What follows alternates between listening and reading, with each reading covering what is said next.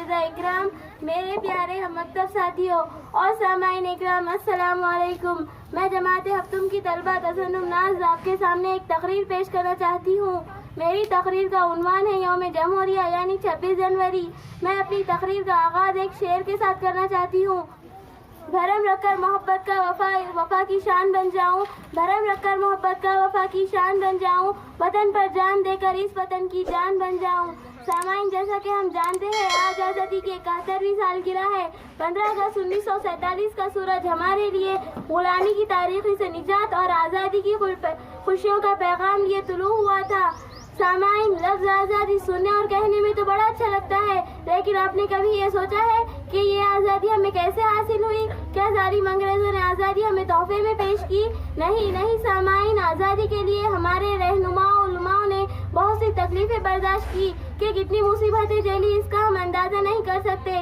سامعین، ان رہنماؤں کی کوششوں سے بالآخر ہمارا ملک آزاد ہو گیا، لیکن آزاد ملک میں کوئی قانون نہیں تھا۔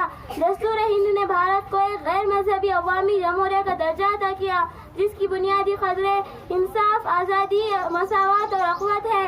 سامعین، بلاشبہ بھارت میں بسنے والے لوگوں کو برابری کا درجہ حاصل ہے۔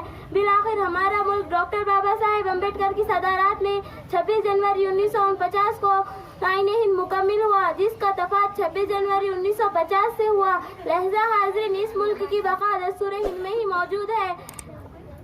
ہمارے انصاف کی نرنتر کوششوں کا ثمرہ ہی ہمارے حقوق و فرائض کا حق ادا کرتا ہے۔